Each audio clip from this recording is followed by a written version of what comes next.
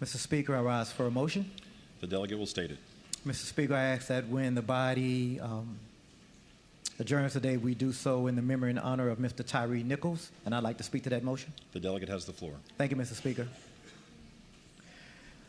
I'm sure many of you have heard, if not seen, the horrific video of the beating of Tyre Nichols by law enforcement in Memphis, Tennessee.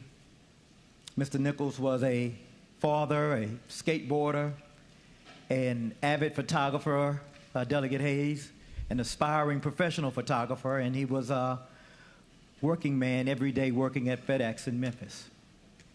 I could write a book about the devastation that millions of black folks, including myself, experience in moments like these.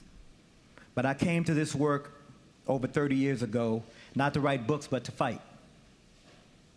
And I'm here fighting for Mr. Tyre Nichols, George Floyd, Breonna Taylor, Ahmaud Arbery, and all of us that have become victims to centuries of systemic and structural racism. Now, I know what's on everybody's mind. I watched the video. But he was killed by black cops, Don. Doesn't that make this different? And the answer is no. No. These black officers' roles, responsibilities, and expectations were set by the very system designed for them to fail. Increasing representation and having more black and brown officers has always been our goal. But it's superficial if they're still being taught the same tactics and being led by the same beliefs that got us to this point. We need a systemic change in the approach to law enforcement, because what we are witnessing is the effects of a fixed system, not just the individuals in that system.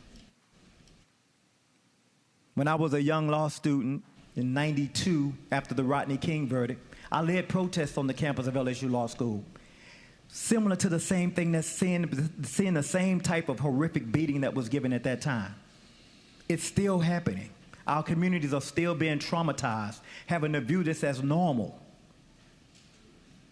The gentleman from Prince William County introduced and passed House Bill 1250 in 2020, banning bias-based police profiling. The bill also required that every law enforcement officer report the race of every person they stop and every record of excessive force complaint into a community policing database. We also asked that Community Policing Act to give us the data of who was being stopped and why. The Community Policing Act is working. That policy and many other bipartisan bills that we have passed are working. And we could be doing a disservice to the people of the Commonwealth by halting this progress. Mr. Speaker, I've witnessed this body make real progress. The Community Policing Act was voted favorably with a broad base of support. Our current Attorney General, J.C. Harris, he voted for this bill, Mr. Speaker. Gentleman from Fauquier, he voted for this bill, Mr. Speaker. Mr. Senior Chairman from Appropriations from Virginia Beach, he voted for this bill. These are the types of bipartisan solutions that can make a real difference.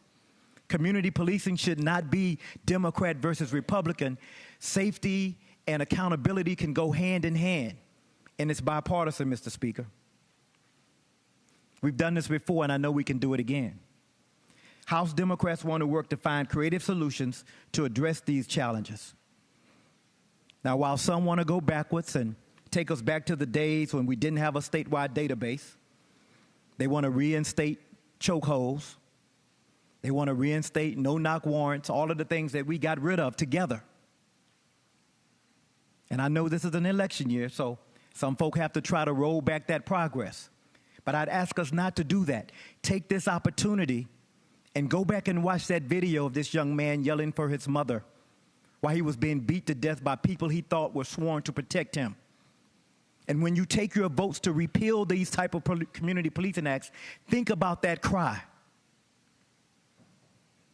And I say this not to put down any member of this body, because I know that there are many who want us to work in good faith on these issues.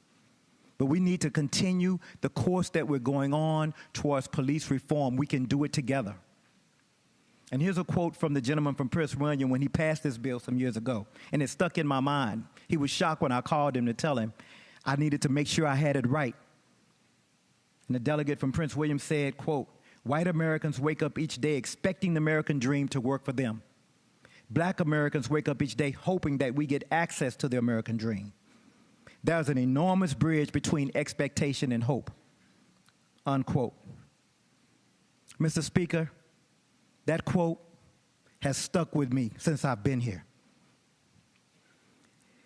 And today I'm that same headstrong leader that was protesting back at LSU, working to push this collective body towards justice. But dare I say, there are some who want us to go backwards, and we can't have it. We need access to resources. We need the chance to be seen and to feel safe around law enforcement. I've never felt safe around law enforcement in my entire life. I've always been worried, what are they thinking? Do they see me as a suspect? Are they going to hurt me? I want to feel safe. I know we have some very professional law enforcement, and I know there are some in law enforcement that are very professional, and most of them are, the vast majority. But it's only a few bad apples, they say, Don. How many bad apples do you want landing your airplane? How many is acceptable? None. So I'll say this, Mr. Speaker. Only together can we bridge the gap between expectation and hope. Only together.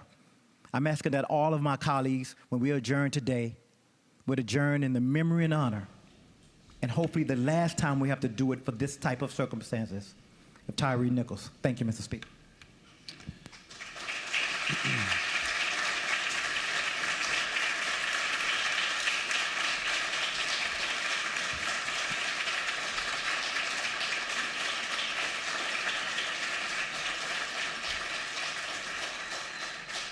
The delegate from Portsmouth, Delegate Scott, moves that when the House adjourn today, it adjourn in the honor and memory of Tyre Nichols. As many as favor that motion will please rise.